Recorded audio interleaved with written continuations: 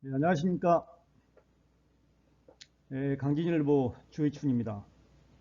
2021년 6.25 아카데미 활성화 사업, 강진향교가 운영하는 이 사업에 전문 강사로 참여하게 돼서 큰 영광으로 생각합니다.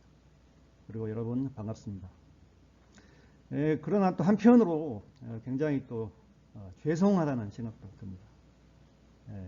강의를 드리는데 직접 찾아뵙고 이렇게 말씀을 드려야 하는데 부득이하게 이렇게 비대면으로 여러분을 찾아뵙게 됐습니다. 그러고 보면 우리 코로나19가 많은 일상의 변화를 지금 강요하고 또 변화시키고 있습니다. 추석이 얼마 지나지 않았습니다만 이 명절 문화가 이렇게 조용해질 줄 누가 알았겠습니까? 불과 2년 전만 해도 예상치 못한 일들이 이렇게 많이 벌어지고 있습니다. 그리고 이러한 비대면 강좌도 우리가 하나하나 적응해 가는 그런 과정이 아닐까 그렇게 생각합니다. 오늘 제가 여러분께 강의할 주제는 유교의 경영 철학입니다. 사실 유교에 과연 경영 철학이 있을까라는 생각을 또 하기도 하죠. 왜냐하면 그 유가 사상이라는 게 어떤 이익을 멀리하고 그야말로 고고한 어떤 정신적인 반분지족 이런 걸 추구하는 그 사상이다라고 생각하기 때문에 이제 그런 생각들을 많이들 하시는데요. 근데 사실은 요즘 같은 코로나 시대 때 유교의 사상이야말로 정말 어려운 그 시대를 탈피하고 정말 요즘에 그 소상공인들 얼마나 그 고생을 많이 하고 있습니까? 그리고 큰 대기업 경영인들도 어떤 변신과 새로운 그 어떤 경영 마인드를 만들지 않고선 도저히 이 큰 코로나 팬데믹이라는 큰 그 변화에 적응하기가 쉽지 않습니다, 정말. 그런 시대가 됐습니다.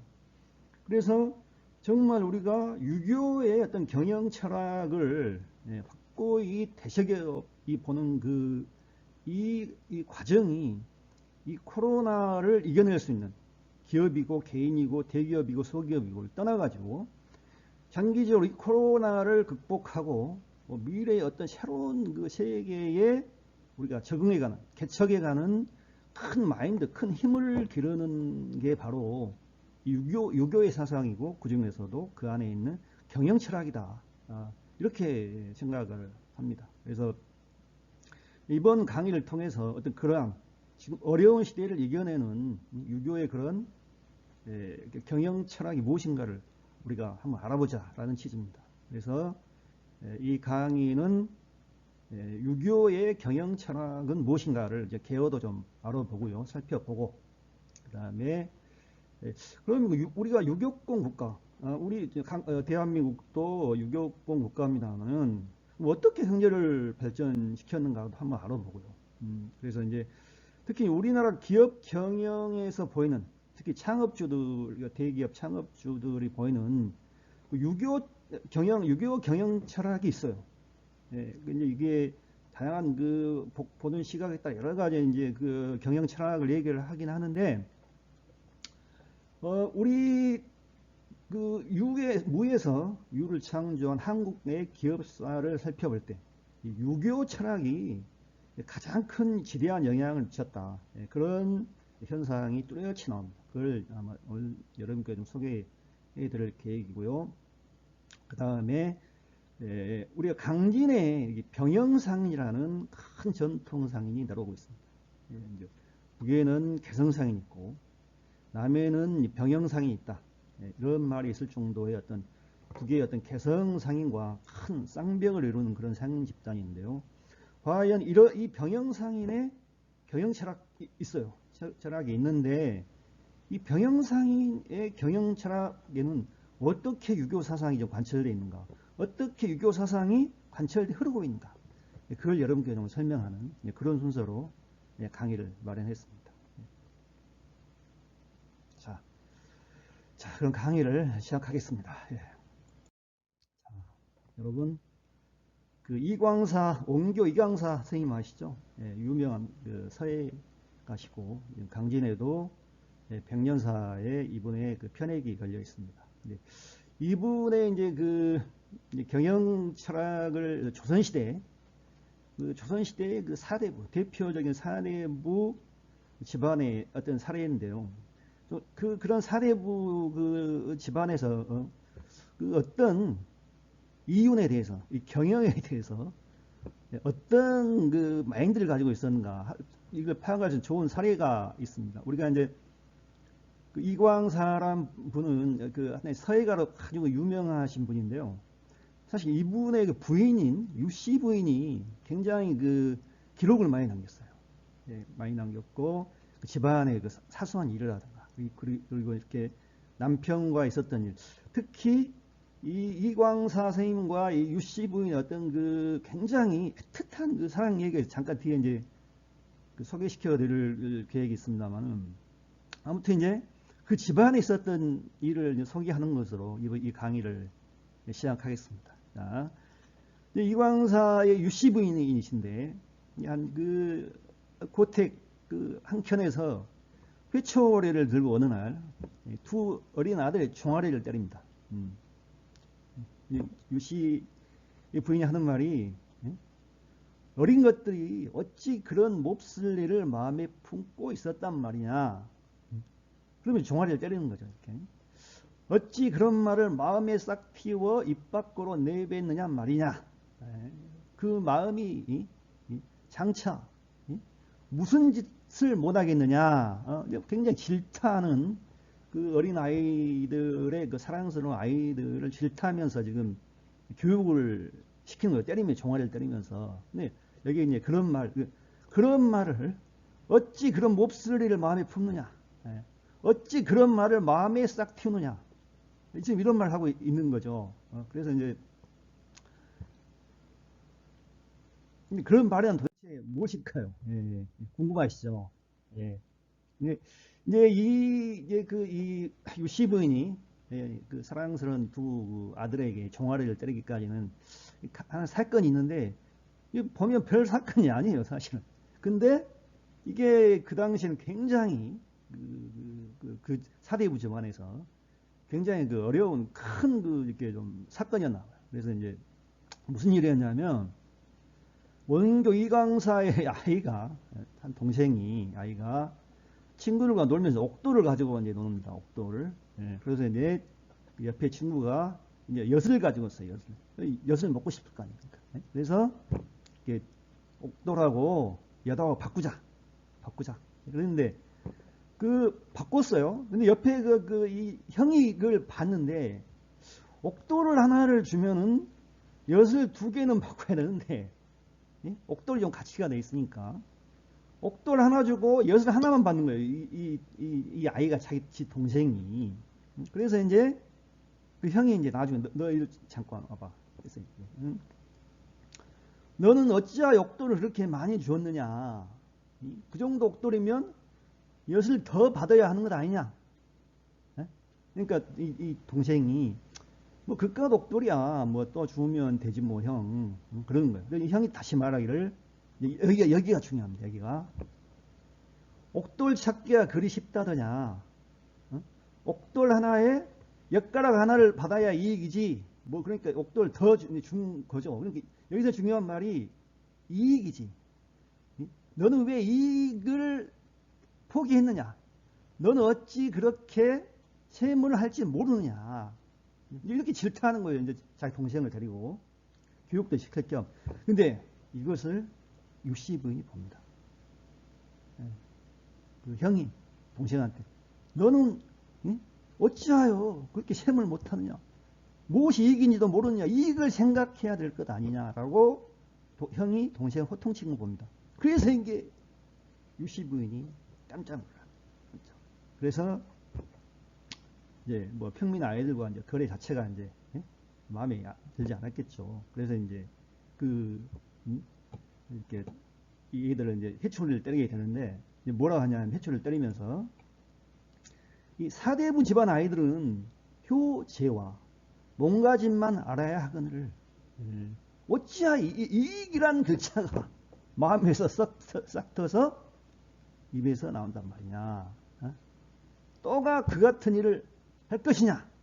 예, 그러니까 이 사대부 집안에서 그 아이들 교육하기를 또 이게 생각하기를 이 양반 집안에서 선비가 어떤 이익이라는 것을 생각하는 것은 이거 좋지 않은 일이다. 예, 이런 마인드가 아주 광범위하게 퍼져 있었던 겁니다. 사실 조선시대에. 그래서 어떤 이익을 취하고 어떤 물건을 팔아가지고 이윤을 남겨서 이익을 창출하고 이런 문화에 굉장히 이렇게 좀 멀었던 그런 문화가 조선시대에 유유히 흐르고 있었습니다. 사실은. 그래서 이제 그 원교 이광 선생님 집에서 이제 볼 수 있는 하나의 그 사례에 불과하지만 이게 광범위한 조선시대 양반가의 문화였다는 것을 하나의 그 장면으로서 소개해 드렸습니다. 그 여기에 이제 방금 말씀드린 그 이광사의 그 집안 얘기를 하자면 사실 그 부인 유씨와 그 이광사의 그 애절한 사랑 이야기를 하지 않을 수가 없어요. 그래서 이제 옥에 갇혀 있는데 뭐 대충 그런 내용입니다. 이광사가 이제 그 을사옥에 이제 연루돼 가지고 옥에 갇히게 되는데 이 부인 유씨가 이제 나는 이제 죽겠다. 내 어찌 구차히 살겠느냐. 남편이 이제 그 살아 돌아올지 모르고 이제 그런 것이죠. 죽을 것이다라고. 그래서 이제 내가 이제 우리 아버지께서 물려주신 그 육신의 어떤 그 흉기를 잊힐 수 없고 굶어 죽겠다 하고 이렇게 굶어요 사실 며칠. 그런데 엿새 동안 한 모금도 먹지 않은데 남편에게 이제 사형을 집행할 것이라는 소문이 듣게 됩니다. 근데 이 소문이 정확한 소문이었어요. 정확한 팩트가 아니었습니다. 그런데 이제 이 남편이 자살을, 여자가, 남편이 죽은 줄 알고. 그래서 이제 참 그런 그 아픈 역사도 있고 이제 사실 있는데 이제 거기에 대한 이광사가 남편이로서 아내가 자기가 죽은 줄 알고 자살했다는 소식을 듣고 얼마나 원통했겠습니까? 그래서 이제 애절한 사랑 이야기가 이렇게 전해 옵니다. 그런 시들이 전해 오고.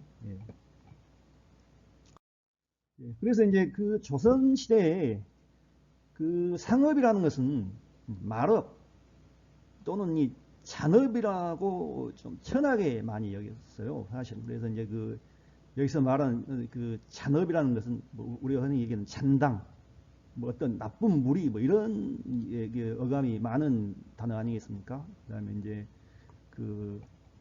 양반 신부는 상업에 전혀 이제 활동에 이제 참여하지 않았고요. 그 다음에 18세기 이후에는 상당수의 양반층이 노복이나 하인을 통하여 혹은 직접 상업에 종사내도 있었지만 사회 분위기가 이를 긍정적으로 사실 수용한 단계가 아니었습니다. 그래서 이렇게 그 상업 종사자는 조선 시대를 일괄적으로 통틀어서 서민층, 하층 이런 분들이 상업에 종사했습니다. 그래서 이제 조선 시대 때 그 산홍공상이란 말이 아주 고유 언어처럼 이렇게 토착화가 되어 있는 말이었는데요. 근데 이 산홍공상이라는 말은 기원 천년경부터 중국에서 이제 사용됐었는데 서경 한서에 이렇게 산홍공상 3인의 업이 있다고 이제 이렇게 소개를 하면서 그 뒤에 말이 사실은 중요하기도 합니다.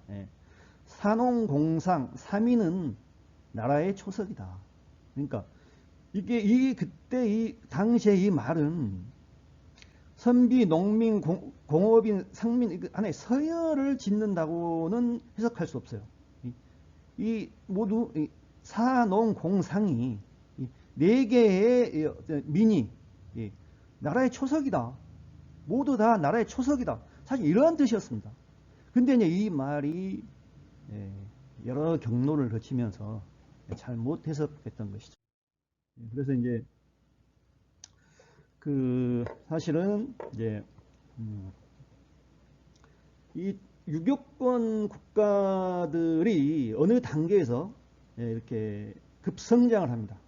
여러분도 아시다시피.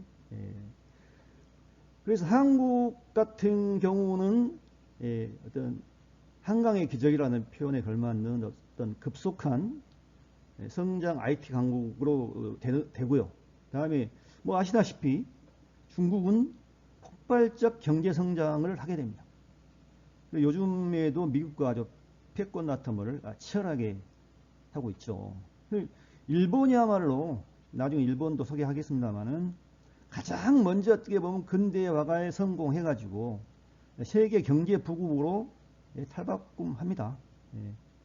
유교권 나라들이 또 대만도 마찬가지입니다. 그래서 이제 중소기업 위주의 거기는 탄탄한 뭐 중소기업 위주의 경제다라는 이제 평가를 받고 있는 나라고요. 홍콩이야말로 뭐 국제 무역과 금융 중심이다 했다. 그래서 이제 또 베트남은 매년 8%대 경제 성장을 하고 있다. 여기에 이제 어떤 얘기냐면, 자, 우리나라도 조선시대 오랜 조선 왕조 동안 사농공상이란 고유명사가 아주 뿌리 깊게 흐르고 있었고, 중국과 일본, 대만 이런 기존 유교권 문화도 어떤 유교란 조용하고 어떤 내부적인 명상을 하고 그야말로 사람 됨됨이만 좀 잘 가르치는 그런 문화권의 나라들이 어느 순간 폭발적인 성공을 이런 성장을 하고 있고 지금도 하고 있는 그런 상황이죠. 그러면 그게 과연 무엇일까? 사실 이제 근대 서양학자들은요. 이제 근대 서양학자라면 이제 산업혁명 이후에 서구도 이제 급격히 이제 산업도 발전하지만 학문도 굉장히 이제 팽창하고 발전을 하는 시기가 있습니다. 이제 그런 서양학자들이 일괄적으로 아시아 지역의 어떤 못 사는 그런 아시아 지역을 평가할 때 원인을 분석할 때 가장 대표적으로 뽑은 게 유교입니다. 유교의 문화입니다. 상업을 멀리하고 어떤 실용적인 어떤 발명을 인정하지 않고 개발을 주저하고 그러면서 어떤 가족주의의 침잠에 있는 어떤 계급 문화에 함몰되어 있는 그런 지역으로서 유교권 문화는 발전할 수 경제가 저개발될 수밖에 없다는 내 의견을 항상 같이 했습니다. 그렇지만 1970년대부터 80년대 이런 기간을 거치면서 아시아 국가들의 특히 이제 유교권 문화에 속하는 국가들 비약적인 이제 경제 발전을 이제 이루게 되죠. 그래서 이제 그러면 이들 국가들이 왜 이렇게 발전을 하는가? 뭐 자원도 그렇게 많이 있는 것도 아니고 정말 유교의 어떤 그런 문화권의 수백 년, 수천 년을 이어온 나라인데 어떻게 해서 이렇게 발전할 수 있는가에 대한 연구들이 진행되는 것이죠. 그래서 이제 그 결론은 또 한 가지입니다. 결국은 유교다. 이 나라들이 이 발전한 이렇게 발전할 수 있었던 저력은 다른 게 아니라 바로 유교다. 그런 연구 분석들이 나오게 됩니다. 그래서 이제 유교 자본주의라는 말이 나오는데 유교 자본주의론 여기 보면 어떤 유교 문화적 특징으로 교육을 중시하고 어떤 정부와 기업과의 긴밀한 관계, 특히 이제 옛날에는 그렇게 좋게 보지 않았던 가족주의 또한 기업 경영의 필수 요소였다. 도덕, 윤리적 사회관계, 근면, 저축, 절약, 근검, 또한 사회적 신뢰, 특히 이제 강한 문화적 동질감. 이러한 다른 것도 이러한 유교적 요인들이 바로 아시아 유교권 국가들을 급성장시킨 큰 기반이다. 이렇게 분석들을 하게 되는 겁니다. 그래서 특히 이제 육아인 애인 사상은 인간 상호 간의 존중을 통한 협동과 화합을 필요로 하게 된다. 따라서 기업을 포함한 현대 사회 조직의 성립 근거로서 애인 사상의 협동과 화합, 이거야말로 기업 경영의 핵심 가치다. 이렇게 이제 해석들을 부분적으로 하고 있습니다. 그래서 이제 지금부터 유교의 그 경제관을 좀 한번 설명을 좀 해야 될 것 같아요. 이렇게 그럼 과연 유교 속에는 도대체 논어 명자 중용 대학, 특히 논어 이런 경전 고전 속에는 과연 이 경제관을 어떻게 표현을 하고 있는가? 우리가 그저 막연하게 이익을 멀리하고 경제를 경원시하고 경영을 기로 생각하는 이런 거인가 과연 그런 문화 그런 게 과연 유교인가? 이제 전혀 그렇지 않다 이겁니다. 사실은.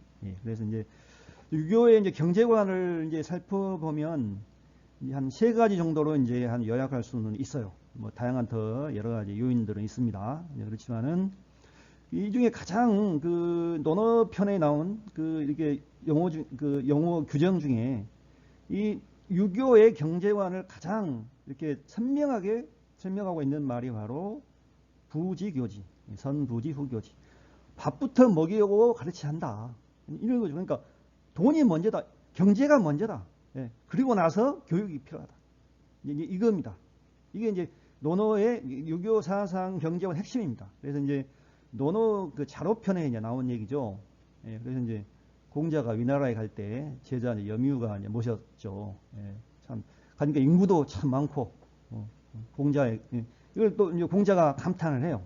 그래서 이제 이 제자 염유가 인구가 많은데 뭐를 어떻게 해줘야 됩니까? 무엇이 필요합니까? 그러니까 그들을 잘 살게 해줘야 한다. 그래서 이제 잘 살게 되면 또 무엇을 어찌 해야 됩니까? 그랬더니 그들을 가르쳐야 한다라고 하셨어요. 그래서 이제 사람이 많아진다는 어떤 뜻입니까? 그만큼 도시가 번성한다는 얘기죠. 그래서 이제 사람이 많아지면 먼저 잘 살게 만들어라. 부유하게 만들어라. 그리고 난 다음에 가르쳐라. 그러니까 공자 역시 어떤 기본적인 생계 욕구가 해결되지 않는 상태에서 도덕적 철학의 정수, 바로 인을 구현하기 힘들다는 것은 그건 분명히 간파하신 거죠. 그래서 이제 그 맹자도 마찬가지입니다. 둥공상편 백성의 부모가 되어 세상 하여금 죽어라 1년 내내 이래도 제 부모를 봉양할 수 없게 만들고 빚까지 늘게 한다면 어떻게 백성의 부모가 될 수 있겠는가. 이 말은 먼저 백성을 배부르게 하지 않는 군주가 어떻게 그 백성의 부모라고 할 수 있는가. 이거 역시 먼저 백성을 배부르게 해야 된다라는 뜻이죠. 또 이제 좋습니다. 그래서 이제 먼저 배불리게 먹이자. 먼저 잘 살게 하고 그 다음에 가르치자. 자, 경제를 중요시하고 먼저 물질의 어떤 중요성을 분명히 이제 강조는 합니다. 단 이게 분명히 하나의 조건이 있습니다. 유교의 어떤 그 이익과 어떤 경제 이런 부분에는 분명히 어떤 조건이 있어요. 자, 그 조건이 뭐냐면 견리사의. 여러분 많이 이제 들어보신 그런 문구죠. 그러니까 이익을 보면 반드시 의를 생각해라. 그러니까 그냥 견득사이도 똑같은 말이에요. 그러니까 이익을 보면 그냥 이익을 취할 게 이익이라고 해서 모든 이익을 똑같이 취하지만 말고 그 이익이 의인지 아니면 의의가 아닌지를 판단을 해라. 이제 그런 그러니까 유교는 부의 그러니까 축적과 관련된 생산 활동을 장려하기는 하지만 이로 인해 항상 사람이 타고날 때 그런 가지고 있는 그 순수한 선한 인심을 잃어버리지 않을까. 뭐가 생겨가지고 그걸 항상 걱정하는 거예요. 그래서 이 일을 보면 반드시 의를 생각해라. 의만 취해라. 그래야 된다. 그런 이제 그거를 제안하고 있는 겁니다. 이게 이제 또 논어편의 부기는 사람이면 누구나 그 원하는 것이지만 정당한 방도로 얻는 것이 아니면 누리지 말아야 된다. 이 또한 결리 사이의 중요함을 지금 다시 한번 강조하고 있는 것입니다. 이제 맹자가 사실은 핵심 얘기를 좀 강한 톡톡 잘 던져요. 그래서 이제 이혼과 관련 이제 이게 맹자의 얘기인데 뒤에 또 잠깐 맹자를 소개합니다. 그래서 이제 맹자의 말 중에 천재 같은 것이 없다는 것은 자연의 이치다. 물건이 똑같지 않니 어떻게 물건이 다 똑같느냐? 천재 같은 물건 없다. 그러니까 이 말은 뭔 말하냐면 값이 높고 값이 낮은 물건이 있다는 겁니다. 그러니까 값이 높은 것도 당연하고 값이 낮은 것도 당연한 거고 물건의 차이는 있고 값이 낮은 걸 높게 팔아서 이윤을 남기고 또 괜찮은 일이다. 이게 정당한 일이기만 하면 그 문제 없다. 이걸 지금 강조를 하고 있는 것이죠. 그래서 인간다운 삶을 영위하기에 리더, 이제 지도 군주의 이제 역할을 이제 강조하는 말이긴 합니다. 이제 취급할 요인으로 어떤 이익 추구 행동, 인간의 이익 추구 행동이 인의 원리에 따라 내용과 형식 측면에서 교제될 필요가 있다. 뭐 이제 그런 부분도 이렇게 강조하고 있습니다. 그래서 이제 다시 공자로 이제 다시 이제 돌아가 보면 이제 기원전 이제 484년에 이제 공자가 이제 주유 열국 여러 나라를 이제 제자들 몇몇과 함께 돌아보고 13년 만에 이제 너나라로 다시 돌아오죠. 이제 그의 나이가 이제 68세 때입니다. 그래서 이제 아시겠지만 그때 이제 고생을 아주 많이 했어요. 우리가 이제 그 어떤 일이 있을 때 뭐 상가지고 상가집계라는 표현을 할 때가 있는데 고생을 많이 한다는 얘기거든요. 초라한 대접을 받고 그죠. 그러니 그 상가지구란 말로 바로 이 공자의 주열국 과정에서 나왔다고 이제 합니다. 그래서 이제 그만 고생도 많이 하고 이제 돌아옵니다.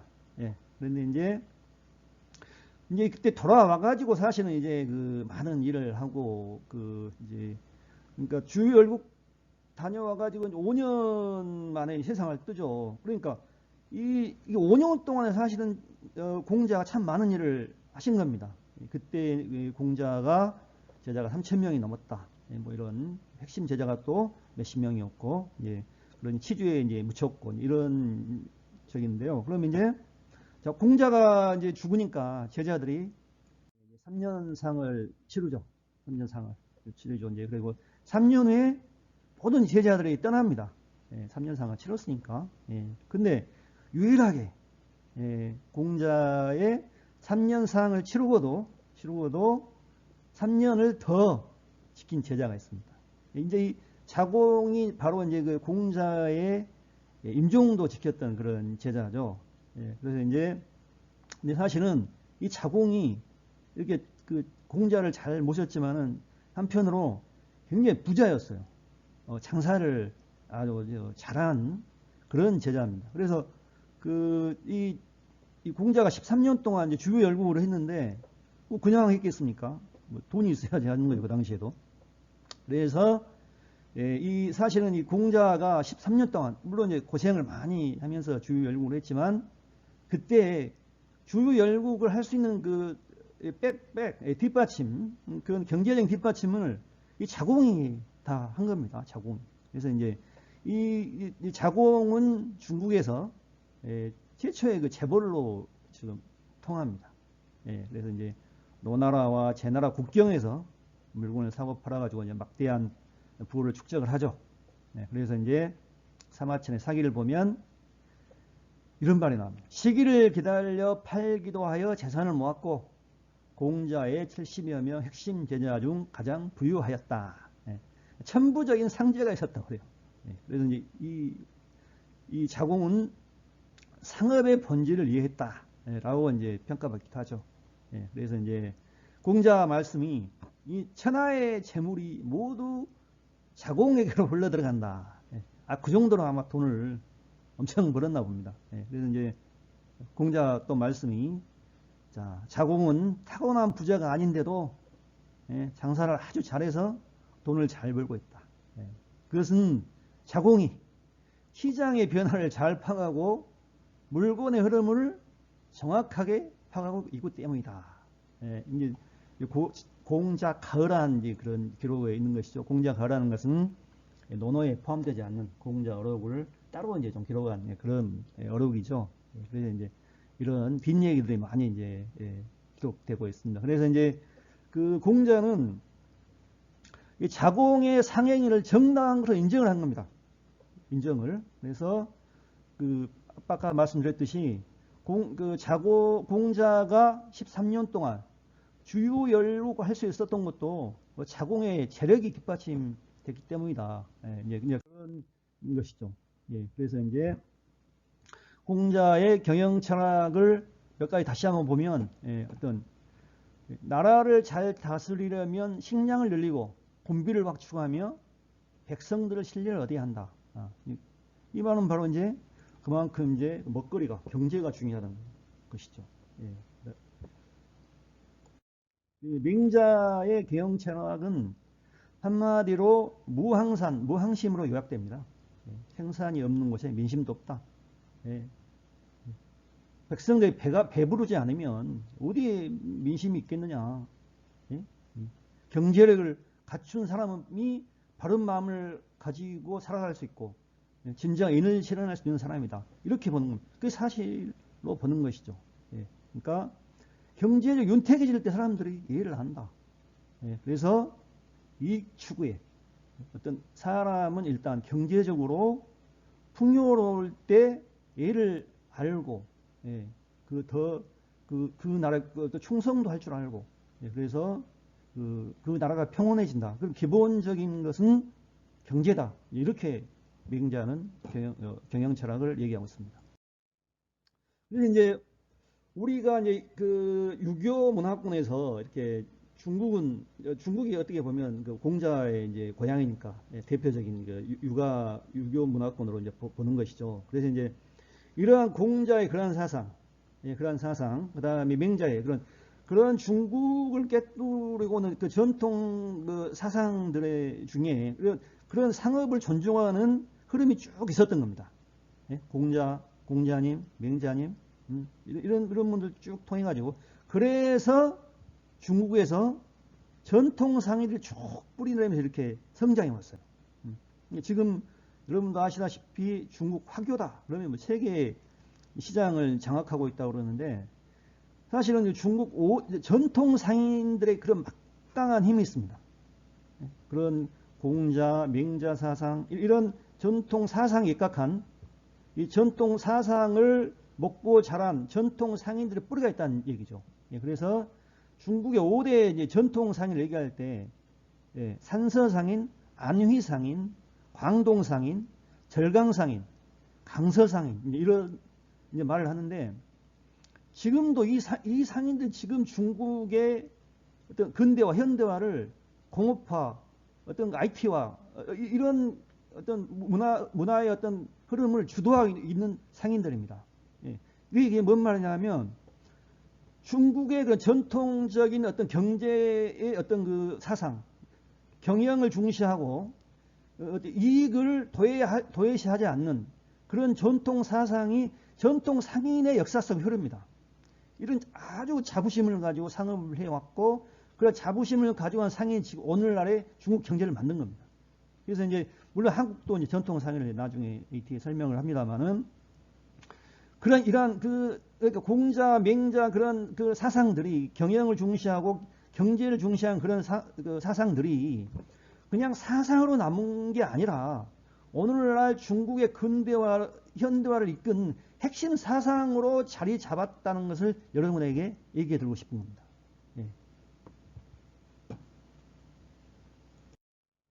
자, 그럼 일본을 한번 이제 우리가 그동안 쭉 중국을 봤으니까요. 일본을 한번 보겠습니다. 자, 일본은 그럼 어떤 경제, 경영, 이익 이런 문화를 어떻게 보는가? 사실은 일본은 상업을 굉장히 존중하는 문화가 오래전부터 있습니다. 그래서 이제 그 일본의 그 쇼쿠닌 문화라는 직인 문화, 직업인 문화라고 할 수 있겠죠. 우리나라 말하면 장인 정신을 쉽게 이제 해석을 하면 좋을 것 같은데요. 그러니까 일본에서 이제 쇼쿠치는 특별한 기술을 가진 기술자를 말합니다. 그러니까 중세 시대 영주로부터 세금을 면제받는 등 지원을 받으면서 성장하고 발전했으며 대도 이제 가업을 이어가면 직업의 자부심이 아주 큰 집단이죠. 그래서 이제 우리가 이제 그 경제, 경영, 기업 문화의 이제 뿌리를 얘기할 때 과연 그 나라에 100년 된 기업이 몇 개냐 이걸 종종 수치로 이제 그 사용합니다. 사용하는데 지금 일본에는요 100년 이상 기업이 5만 개가 넘습니다. 실제 5만 개가 넘습니다. 근데 또 200년 된 장수기업이 3천 개가 넘습니다. 3천 개가. 또 1000년 이상 된 기업이 7개가 있고요. 분명하게. 또 500년 이상 기업도 32개나 됩니다. 이런 창업도 창업이지만 그 창업이 오랫동안 유지가 된 문화가 있었던 거예요. 바로 이 쇼코치 문화 덕분에 큽니다. 근데 이제 그럼 우리나라는 어떤가? 일본의 이제 그러한 이런 전통 이런 그 창업 문화 한번 창업하면 대를 이어서 이렇게 있고 이런 문화가 어떤 그 뿌리가 있느냐? 전통 상인한테 있습니다. 일본 역시. 그래서 이제 일본의 5대 전통 상인이다 그러면 오사카 상인, 교토 상인, 오미 상인, 나고야 상인, 도쿄 긴자 상인 이렇게 뽑습니다. 그래서 이제 특히 이제 오사카 상인 같은 경우는 굉장히 일본에서 지금도 오사카 가면 그 자부심이 크고 중국 절강상에 가면 지금도 그 푸동공항에 가면 그 절강상인 절강상인 큰 간판이 없대요. 그러니까 그 절강상의 상인들은 자기가 절강상인 후예라는 걸 굉장히 자부심을 가지고 지금 사업을 하고 있는 사람들이고 오사카 상인 역시 마찬가지입니다. 자기들이 오사카 상인의 후예들이다.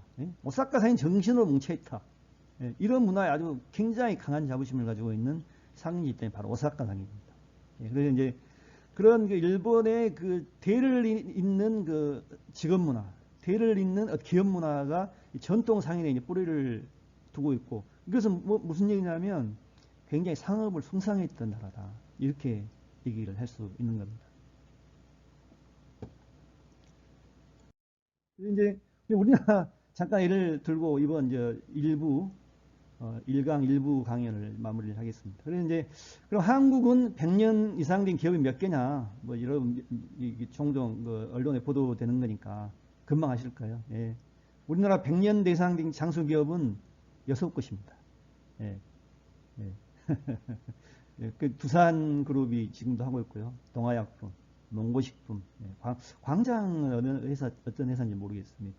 오진저동록, 성창기업 6곳이 있고, 그 다음에 신한은행, 옛날 한성은행까지 하고, 옛날 상업은행까지 하면은 8곳 정도가 된다고. 10곳이 안 되는 곳이죠. 그래서 보시면, 일본이 100년 이상 장수기업이 33,000개, 미국이 12,000개, 독일이 17,000개, 1073개, 한국 8개. 이런 차이가 있습니다. 그래서 우리가 물론 IT 강국이라고 하는데 사실은 그 IT 좋죠. 그렇지만 이 정말 그 뿌리 차원에서 이거 정말 장기적이고 어떤 미래 전망적인 차원에서 볼 때 이 기업 우리나라의 오래된 장수 기업이 많지 않다는 것은 굉장한 저는 어떤 취약점이라고 생각합니다. 이게 앞으로 설명드릴 어떤 그 우리나라 경영 철학 우리가 비록 유교권 국가지만은 어떤 경영 철학을 통해서 우리나라가 이렇게 뿌리를 가져왔고 앞으로 어떻게 발전해야 되는가 이런 얘기를 앞으로 좀 해드릴까 합니다. 감사합니다.